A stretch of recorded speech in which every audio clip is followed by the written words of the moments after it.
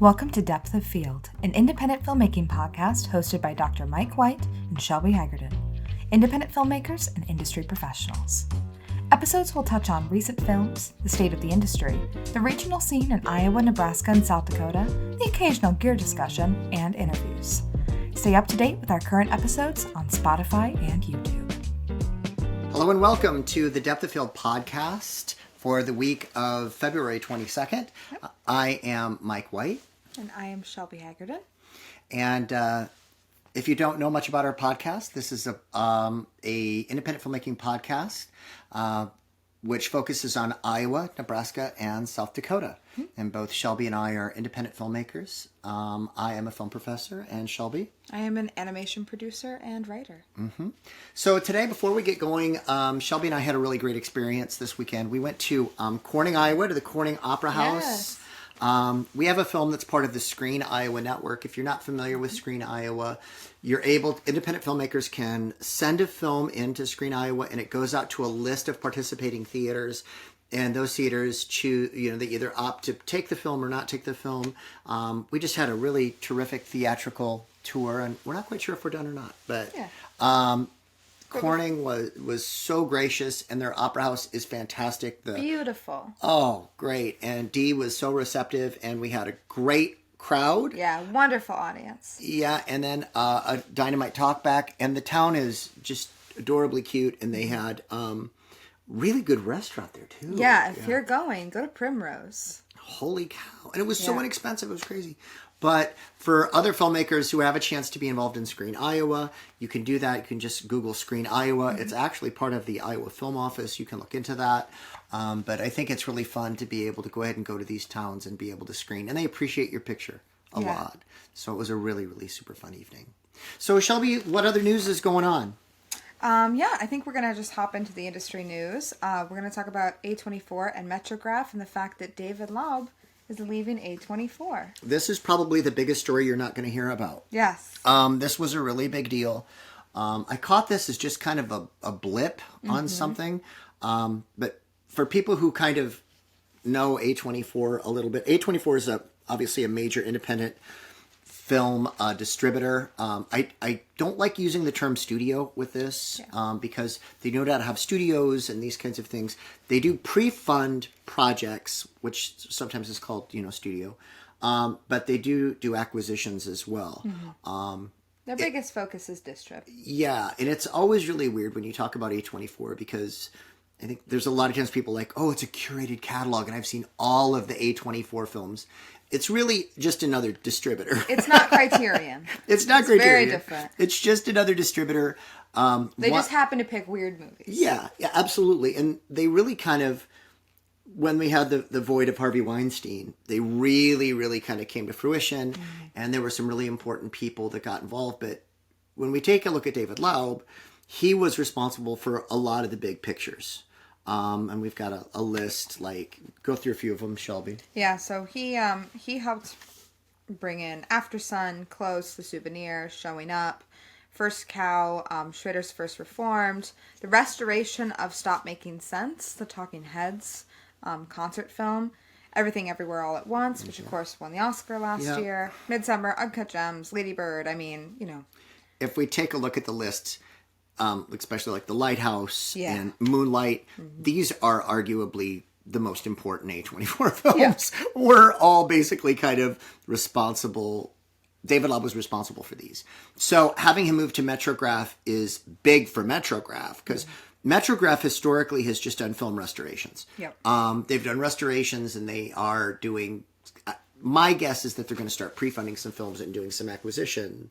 And David Laub is the man. I mean, he is going to completely change that. So I think we need to be looking at Metrograph and what goes on with Metrograph, especially in the next 2 years. Agreed. So I think that's going to be big. And the other big news was the Oscars has added casting to their awards. What do you think, Shelbs? I'm actually really excited about this. I know some people were a little on the fence about it. I think some people thought that maybe there needed to be a different category added before casting. But casting is one of the most important parts of the industry and of filmmaking that I think oftentimes goes overlooked. it's a great way to break into the industry, is getting in those casting rooms and working with actors and, being a part of that, because you do make really great connections. And I think casting is an incredibly hard thing that we just kind of overlook. It's like, oh, well, the cast just came together. It's like, no, it takes hours and hours of hard work and analyzing actors and being able to build that Rolodeck of names and people that you can contact. And it's kind of a thankless job. So I'm actually really excited about Well, and I think category. if you look at like the vision it takes, if you go way back and you look at like The Outsiders, when The Outsiders was put together, every single guy in The Outsiders ended up having a major career. Yeah. And like right now, you look at Dune, especially Dune 2 with Denis Villeneuve's film. That film is cast incredibly well. I mean, all of the actors in there, and that person who's responsible for that should be, I mean, they should be recognized. And I think it's a long time coming, and I'm really happy to see that happening in 2026. Yeah. Well, and I'm excited to see the recognition of, casting directors who are able to put together a cast of well-known actors and play to their strengths, but also the casting directors who are willing to take a risk. Right. And we'd had that talk last week. With the holdovers. With the holdovers. It's definitely, I mean, that's a fantastic cast. I mean, you have, you've got Paul Giamatti, who's very well established. Really established cast. But you also have a lot of risk-taking happening and then a brand with that new, cast as well. Yeah, and then, Dominic Sessa are just out of the box. So, I mean, I think there are some really great things that we need to kind of think about with that. Let's move on to some big news in Nebraska. Yes. Adam Rehmeyer, who is actually a native of Nebraska City, who's been in the industry for a while, came back and shot a film called The Snack Shack. Now, I don't know him, so this is all news for me, but I know that there were like 65 actors that were really involved in, or 65 actors and crew that were on set pretty much all the time through this. They shot in Nebraska City. They used the pool there, the movie theater, the Henry Dorley Zoo in Omaha was used, Horseman's Park in Omaha. The film is, by scale, considered kind of a small one at $4.5 million budget.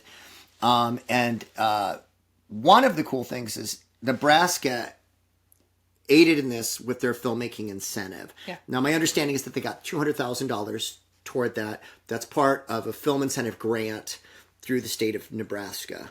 And that happened because of Dana Altman. And I'm not sure how many people know who Dana Altman is.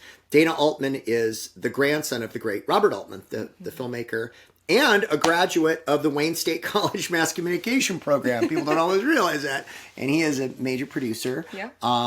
Very, very established in the business. Been around for a long time. And he was responsible for this. It's a coming-of-age comedy. Shelby, you want to give a little blurb? Yeah. So just so everyone knows what it's about, it is coming out March 15th. And it's a coming-of-age comedy between two best friends, AJ and Moose, and they're forced to look for jobs when their various grifts and scams go south. So the two affable screw-ups decide to invest in a poolside snack shack in an effort to make some quick cash and strike it rich. However, the pair gets sidetracked by a beautiful and effortlessly cool lifeguard named Brooke and their own propensity for getting into trouble. And it looks like a really clever film. Yeah. A lot of fun. I know that they were talking about March 15th, and I've heard as many as 500 theaters on that release. I can't confirm that. So that's what I've been told. Look for your local theaters and, see if there's a screening, and maybe make a drive. If you don't find it nearby, there might be a theater, maybe an hour or two away. Make it a fun weekend getaway. We drive everywhere to see movies. Yeah. We drive everywhere, film events, all kinds of stuff. Let's talk about Netflix. Yes, with Lover, Stalker, Killer. This is really, really big news, and it kind of came out of nowhere. Okay, well, we didn't know about this, but so we've worked with Jessica Johnson, and we've worked a little bit with Katie Otten. Jessica Johnson is a dear. She actually is in The Cross. She's in my film, and she plays Vivian in the film. Also, she was in a short film of ours, Day with Lily, called A Day with Lily, where she played the starring role, not Lily, but the other role in the film. But Jessica Johnson, Nebraska actress. Omaha area actress, Omaha fantastic. area. Same thing with Katie Otten. Katie Otten just recently moved down to Texas. She relocated to Texas Yep. she's working the business down south. But we just found out that their film, Lover, Stalker, Killer, that they both act in, was released on Netflix recently. It's a documentary. Yeah, and not only that, it was the number one show on Netflix for a period of time. It was the number one doc. Yeah, it was the number one doc for a period, so it was really, really cool. Katie is delightful, very, very funny. One of the things about Katie, too, is that she actually was in Gills, which is a short film at Wayne State that actually went to the Bison Collegiate National Film Festival last year and won. Yep. So she's a great talent, and we just love her. We're so excited for the success of those two getting on Netflix and doing some stuff, so it's really fun. So we're thrilled to death. And if anyone wants to check that out, again, it's called Lover, Stalker, Killer. It's a true crime documentary, so all the true crime girlies out there, this is your thing. It's by Sam Hopkinson. He also made Fear City, New York versus the Mafia. And it's a mind-bending true tale of harassment, digital deception, and murder in America's heartland. Mm-hmm. So I watched it, well, not all of it, part of it during my lunch break the other day. Really entertaining. Yeah. They are really part of the dramatizations part of it, which is really, really fun. Well, let's get to the part most people are tuning in for today, and that's going to be the Iowa features list. So there were 13 features made in Iowa this year. Shelby and I are primarily feature filmmakers, and there usually isn't that many, so we're so thrilled to see this many films and also the quality of the films this year that were made in Iowa. Now, Nebraska folks and South Dakota folks, don't worry about it. We're going to get to you. Yes. But we're going to try to have a Nebraska show about Nebraska features. We're still collecting that information, so we're going to try to get that together and stuff but too. We're so incredibly proud of all the features made in Iowa, and it's so good for the industry. Yeah, and absolutely. Yeah, so let's dive into those. So why don't we start out first? Shelby, why don't you start with the first one? Yeah, let's chat about Blue Christmas. Mm-hmm. So Blue Christmas, which was recently, it's going to be at the Cedar Rapids Film Festival. Yep. It's by Chad Bishop, and it was written by Max Allan Collins. And it's a 1940s film noir style detective feature in the Dickens Christmas Carol framework, shot in Muscatine, Iowa. And it features Rob Merritt, who's in everything, Elizabeth Von Presley, and Chris Chaucy. And Chad is also scheduled to be on the podcast with us. Yep, and I've met Chad a few years ago. We know each other just a little bit, but we're really excited to have him on the show. He is professional. He works at Eastern Iowa Community College, and he's been over there. He's no stranger to the business at all, too. The film looks beautifully shot. I haven't seen the picture, of course, because almost every one of these we have not seen, because these are all starting festival now. So this is going to be a really fun picture. It's got a really good cast, but I wanted to mention that Max Allan Collins also wrote Road to Perdition. Yes. So this is actually, considered a professional project. So really excited about this. The second film, Shelby, is our film. Our film, The Cross. We did this in alphabetical order. We did it alphabetically, yeah. But The Cross, you can give the blurb on that. Yeah, well, The Cross is based on some actual events that happened to my family in the 1920s. It's about how the Ku Klux Klan ran my French Catholic immigrant family out of Lorenz, Iowa. So it's a period piece. We shot it in much of it in Iowa, much of it in Nebraska, much of it in South Dakota. It was a situation of whoever was going to offer us the best incentives is where we were going to go. So that was the case. All over too. We got a little incentive in a few spots, and that's what we used. But, we just went ahead and did that. We're thrilled to death with the picture, and we hope people have a chance to see it. It's been touring in theaters, and we're entering festival circuit now. So that's really good. And we've got a lot of great Iowa actors in there as well. Iowa, Nebraska. Oh, yeah. Over. Minnesota, so. Yeah, we've got Cedric Fevrier, Jessica Johnson. Who else do we have? In Iowa? No, just in the Cross in general. Just in the Cross. We've got, Cedric Fevrier, Jessica Johnson, who we mentioned earlier, Rachel Williams. We've got, Lindsay Melancon, Vi Westman. Vi Westman. Yeah. I always want to call Vi Westman by her character name, so I always go blank when we get to I know. I was like, what are the character names? Yeah, I can't remember anybody's actual names. But we've loved working on the film, and it was super fun. So we hope you get a chance to see it. But we should get on to other people's work. Yes, let's move on. Dreamtime by Jude Rollins. I've never met Jude. We've heard a lot about Jude. Heard a lot about Jude, but I've never met Jude. Dreamtime was nominated for 3 awards at the Autumn New York Film Festival in neorealism. He had a film, Little Johnny Jewel, which was a big film. It won the Jean-Luc Godard Award in 2022, which is a prestigious award. Yeah. That's really exciting. Alice and Albie meet when they show up at the same location with the same intention to end their respective lives, having ruined each other's big exit. They begin to open up about one another, and in doing so, they start to shed a new light on their seemingly hopeless life circumstances. I don't really know anybody in the cast. This is Rebecca Haraldson, Grant Gale, Amy Van Holland, and Cheyenne Good. And keep in mind, Iowa's a big state, so we don't know everybody. So we try to, but, sometimes we say, hey, we don't know these folks. It's just because the state is so big. And it reminds me a lot of one of your favorite books. I can't think of it right All now. the Way down. All the Way Down, yeah. Yeah. The plot, the Yeah. The logline reminds me a lot of that. So yeah, I love that. That's one of my favorite books. Yeah, so very similar. So, all right, Shelby. Yeah, so we've got Hot Spots of Waverly by Joe Frenna. It's a screwball comedy in the classic sense. Think It Happened One Night and Minnie and Maskowitz. It features Sam, a woman with a wild streak who holds on too long and too hard to everything. It was shot in Waverly, hence Hot Spots in Waverly.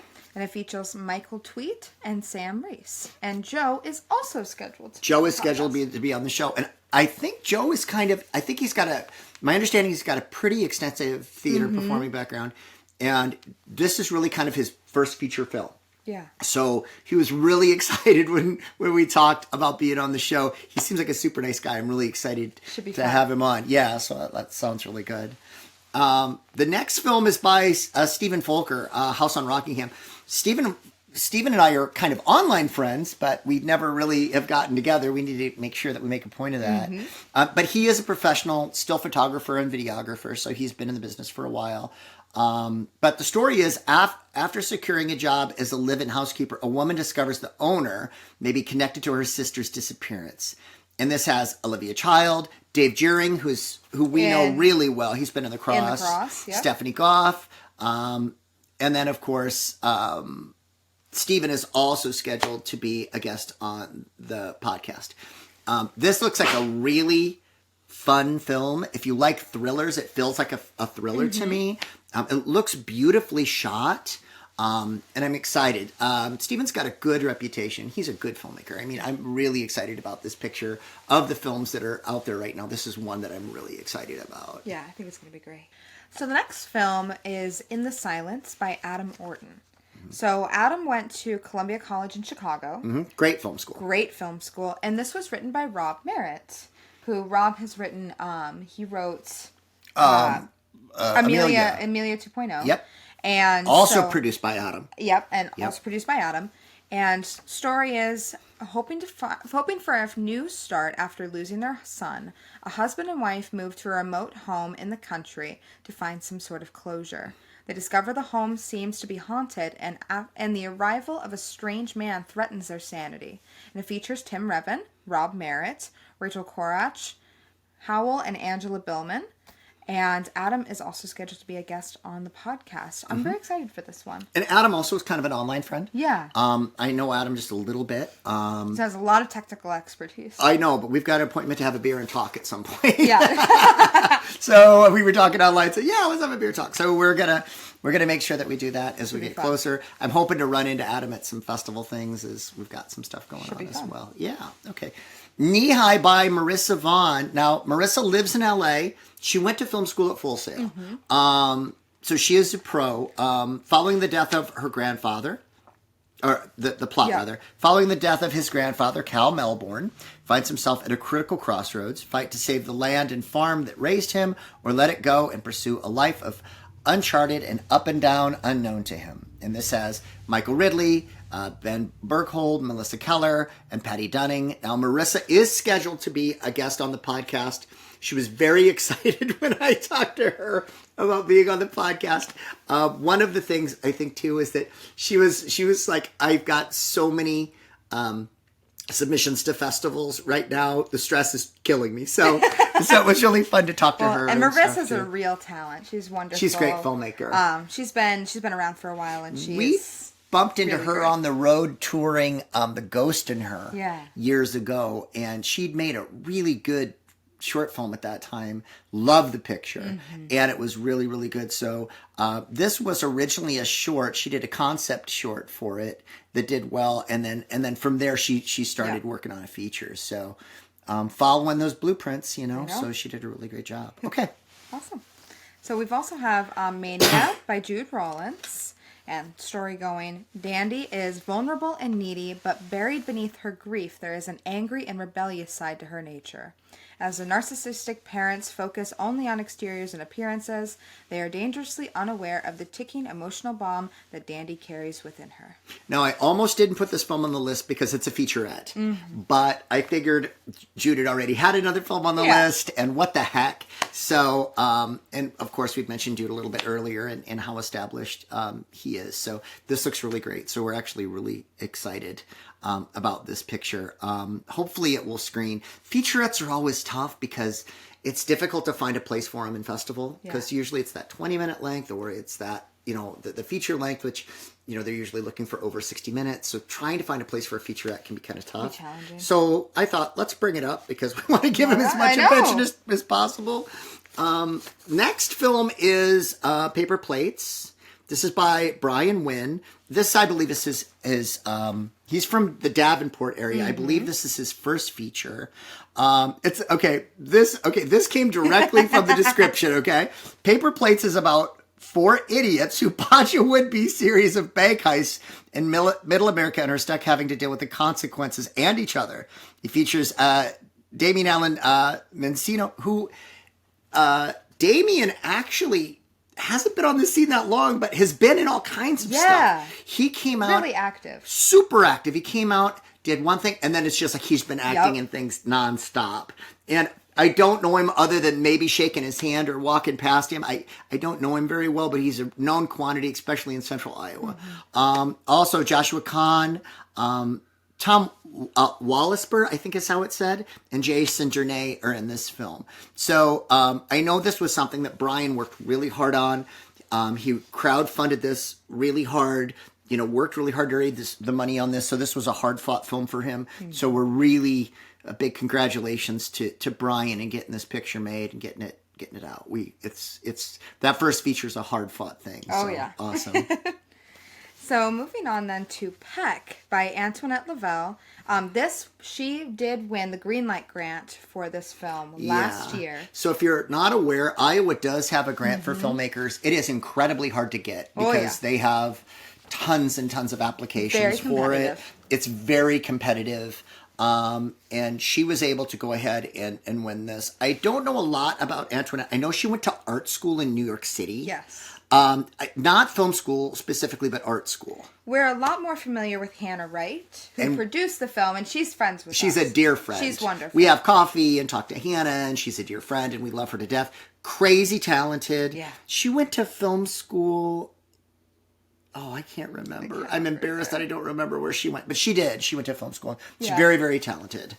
She might have went to DMAC, to the 2-year program. I'm not sure. Hannah, don't hate us if we're wrong. Okay. So, the story of this is set against a serene Iowa landscape in the early 20th century. We find that Sophia is stuck in her home and in her head. That is, until some new faces arrive in town.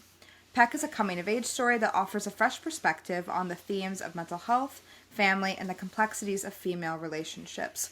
All things that I absolutely love. So I am really looking forward to this.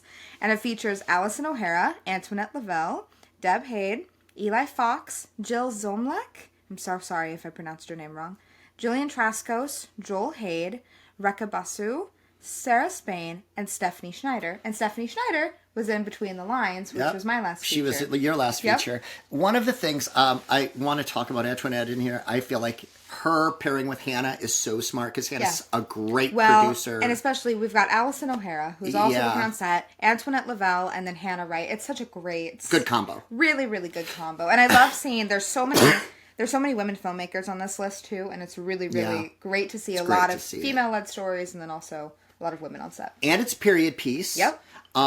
And we just made a period piece, and oh my gosh, I don't wish that on anybody. I know.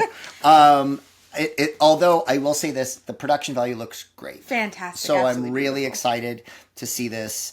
I haven't seen it in festival yet, but we're hoping to see it soon. And it sounds like it's coming out in March, so that's probably why. There's a premiere in March, but I think there's more information on their Instagram page. And we're crazy busy through March and April, so we can't guarantee we'd make it.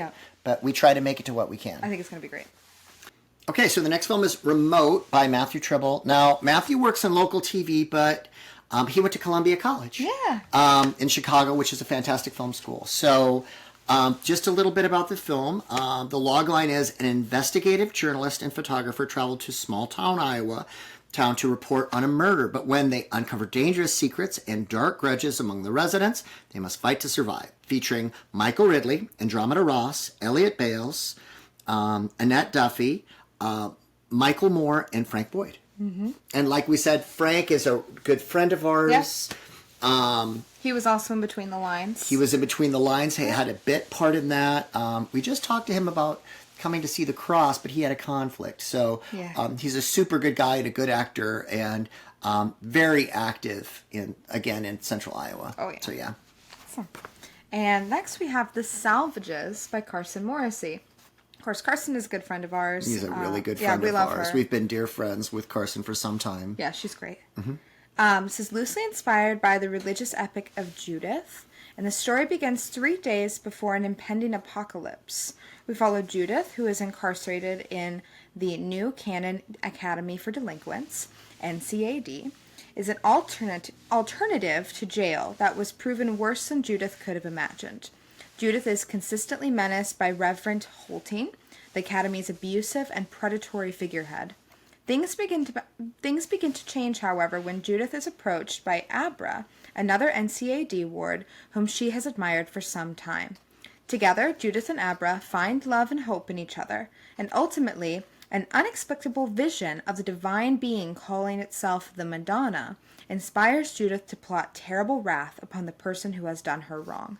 And this features Jay Croft, Joe Frenna, Jessica Buchanan, and Dahlia Hemlock. And Carson, of course, is scheduled to be on the podcast. Would have it any other way. Yeah, Carson's a very dear friend, and she's been working really independently, and Carson has the coolest style of shooting. She has the most independent, coolest style. Coolest style, yeah. If you want to know the embodiment of independent spirit, it's all very Carson. Cinema verite. It's all loose camera and often black and white and lit in interesting ways. Very excited for this, and we so wanted to go to the premiere of this. I know, we both got sick. We both at the exact same time. We both got really, really sick. I got a weird virus. We both got sick, and we couldn't get it pulled off, and we were just heartbroken. But we're going to see the film, and she sent us a screener. Yep, and she sent us a screener, and we're going to go ahead and watch it. Yeah. Because she sent it over, and we're going to spend some time watching it. It's going to be fun. Okay. The next one. Why don't you take this one, Shelby? Yeah, When Jack Came Back by Thor Moreno. Thor does live in LA, but is from Des Moines originally. And story is, Jack, a down on his luck actor, begrudgingly comes home after the death of his father, only to find that his mom is in the grip of Alzheimer's disease. Now the two of them must find some common ground as Nancy's time is running out. This features Lindsay Wagner, the Bionic Woman. From the 1970s, yeah.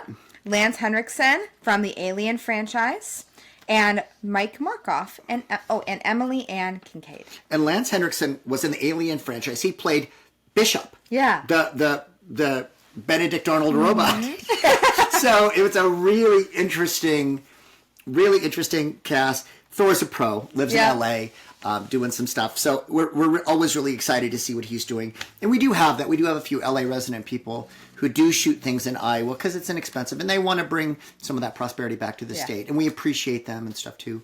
But if we missed your film, let us know. Yes. But this is our list that we have compiled so far. We put out a real search to try to go ahead and get a list of things that we thought would work. So we're so thrilled to be able to have these. But if we missed one, I mean, definitely could have happened. So just let us know. Let us know. We're not infallible. Yeah. So we can do that too. So we're going to work on that. Now is our first review we've ever done. So there's always a lot of cool stuff, but I wanted to go ahead and work on this because at the college we've been talking a lot about film and digital emulated film and stuff because as well. Who can afford film? Well, the thing is, it's not so terribly expensive to shoot on film, but the processing costs are so immense. And then, of course, getting process from film to digital, it's very expensive. So we wanted to talk about a product called Film Convert Nitrate. It's been around for a while, and I wanted to kind of get in and look at it a little bit. I know Shelby has used it before, and it actually works as a plug-in for Premiere Pro, After Effects, DaVinci Resolve, Final Cut Pro. It's not available in Avid, but it would fit in your workflow, and I'm going to talk about that in a second. But we do not have an endorsement or are sponsored by Film Convert in any way. But if Film Convert wants to. We'll open. Take it. Yeah, absolutely.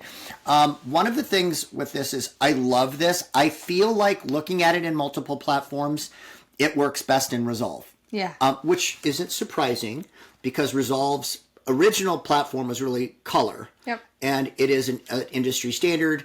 For a lot of people in their workflow, they all have their colorist work in Resolve. Maybe they edit in Premiere Pro, and then they go to Resolve. And we're seeing more and more people leaving Premiere Pro and going over and editing in Resolve as well. Well, and a lot of that's cost related because Premiere Pro, I mean, let's face it, it's a monthly. And as of right now, DaVinci Resolve is still, free, With purchase.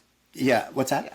You can usually get it free with purchase of a different. Yeah, well, and actually they have a version that's free without purchase too. So you can get that with purchase. You can usually get Resolve Studio, which is great. Also, we have Avid at the college. It does not work in Avid, but one of the things I found that was really great is that if you're in Avid and then you color in DaVinci and go back to Avid again, it works great. Yeah. And I think that would be a really good, especially if you are working on a project. We've got multiple contributors, and that's the reason most people use Avid anyways. Exactly. Is that you have multiple contributors all over the place that are working in Avid. It's pretty inexpensive. Right now you've got $129 for a single platform. For $179 you can get it for all platforms. There's a really big discount. I think it's as much as 30% for education.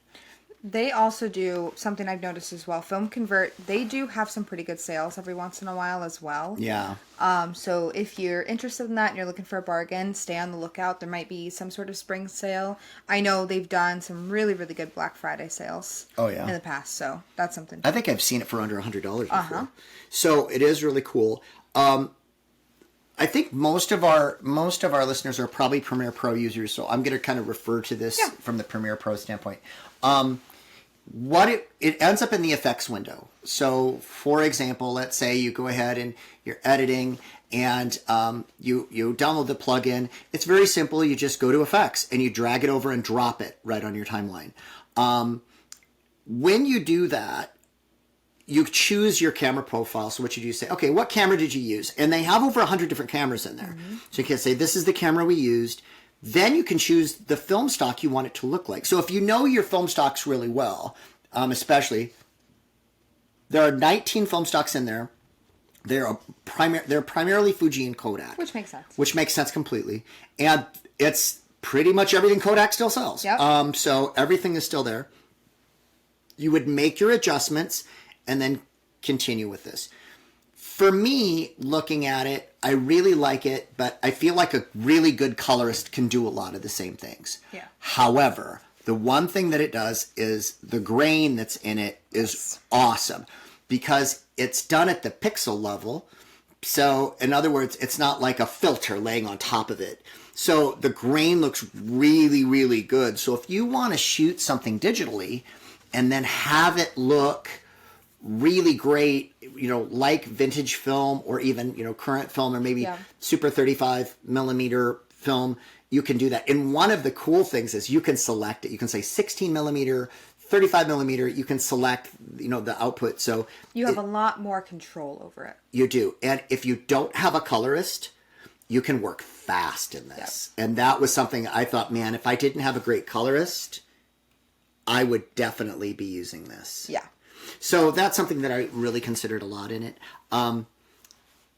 Also, I wanted to go ahead and mention they've got something also called halation in there as well, which does some really great things for light control and exposure. Yeah. Especially like if you're shooting into a window or something like that. It's got some really, really cool functions. So that's something that we messed around with a little bit. Overall, a great product, I feel like. What do you think, Shelbs? I think it's great. I've used it before. I think it's a wonderful, wonderful product. I've always really enjoyed it. And it's something where, if you want to make the holdovers, you're not Alexander Payne and you don't have the budget of the holdovers, you can make it look like it. Well, and I shot a film a few years ago. I wanted it to look like Technicolor. And I went through, oh my gosh, just jumping through hoops to get it to look like that. Created a big tutorial on how to do it and everything. Now you can just plug this in and hit about 3 buttons and it's there. So it's really, really great. We have 2 tech announcements that I think are really important. The first one is going to be the new Kodak 8mm film camera. Yeah. So what do you think? I'm excited. This is great. This has been 7 years in development, and they started out saying, okay, it's going to be really inexpensive and stuff. And of course, as time has gone on and things have happened, they are announcing it's going to have roughly a $5,500 price point. I just saw today that B&H has something on it already. And I haven't looked at it, but they do have a promotional video. It's going to shoot both 8mm film and digital. So you can shoot on an SD, which is going to be great. This is a big deal because both ARRI and Panavision haven't had new film cameras in a long time. And there are a lot of people who want to shoot on film. Now, granted, your typical film cartridge only holds about 4 minutes of film, so it is expensive to shoot on film. But something that's great about this, though, too, is it also allows you to roll in sound. So it can do synchronized sound on it, and it has a digital viewfinder. That's what I think is the best part about this. Yeah, that's what really makes it special. And I think when we look at it, it's something that is really cool because Kodak still makes a lot of film stocks. So pretty much all the film stocks that they make and all the different, formats are going to be available in this. So all the different, I shouldn't say formats, but formulas are going to be made for this. So for people who love film and want to shoot on film, you can do that. And at a $5,500 price point, I think it's pretty great. Yeah. But I'm really excited to see the experiments that come out of this as well with retired film stocks and, what does this look like? I think it's going to be a lot of fun. Well, and I think we have a whole generation of people who are fascinated by film. We have a really great Bolex camera that was donated to us at the college, and the students are fascinated with it. And I'll be really honest. I mean, we basically take that old camera out, and I show the editing equipment and stuff, and just look at it from a historical standpoint. We don't really look at it from an actual realistic production standpoint. Because those cameras need maintenance and taken care of, but to be able to buy something new. And film is still really important in a lot of film schools as well. So something that, students can access. This is really great because I went to Emerson. And at Emerson College, to be able to get your degree in film, you have to take a film course. You have to be able to edit and shoot in film. The top 10 film schools all still have celluloid programs or celluloid classes. So, I mean, being able to go ahead and go to like NYU and being able to work in 35 millimeter celluloid is still a thing. And I'll just be honest, I love the look of film. I always have. And when I shoot things on digital, I have them graded to look like film. So, I mean, it's just this whole thing. And I know there are the people out there that are like, man, I just want to shoot in 8K and I just want to shoot 100 frames a second and I want it to be crisp and all this. And that's fine. But for me, that 24 frames a second, 35 millimeter film look, man, to me, that's cinema. If it gets to be too crisp, I'm a little uncomfortable. Yeah, maybe a little bit. And you know what? And it's subjective. I mean, there's not a right or wrong there. I think. But I love a good film look. Well, and that probably leads us to Something else that's really, I think is really, really big is the new Laowa Venus Optics Anamorphic Zoom. Ooh, that's a sentence. This is an anamorphic zoom lens. And for people who don't know what that is, anamorphic lenses, anamorphic was actually created for French tanks during the First World War. And it's this way of being able to get more on screen in a way. So it does shoot in kind of what we call a squeezed format and then is expanded. And most of the great films that you're seeing now are shot anamorphic. Yeah. Also, that beautiful flare that you see, the flares that you see sideways and stuff, tend to be anamorphic, from anamorphic lenses. Yep. But anamorphic lenses are inexpensive now. They do have a lot of really inexpensive options, especially the Chinese-made ones, in prime lenses that do not zoom. Yeah. What this does is these lenses zoom, and they are going to be anamorphic zoom lenses. And the price point on these is incredible. Now, insane. The talk I'm hearing is between $3,500 to $4,000 per lens. Now, keep in mind that those lenses are gonna. That's going to be a little bit different type of a situation. These lenses are 28 to 55 millimeter, which is a half a set of lenses. Yeah. The other lens in this is 50 to 100, and these are T2.9 aperture lenses. If you were to take a look at these lenses, and they think the kit may be between $7,500 and $8,000, that's completely speculation. Yeah. In this. If you were to look at the competing lenses, let's say Arri, who makes, zoom anamorphic, they're $100,000. Also, if you look at Ingenue lenses, they also have a lens at about $56,000 in this price point. So this actually makes an anamorphic zoom something that's attainable for filmmakers at $3,500, even hobbyists at $3,500. These are accessible lenses. Yeah. What do we know about Laowa or Venus? They've been around. They make prime and parfocal lenses. They make a parfocal lens called the Ranger, and they're really similar.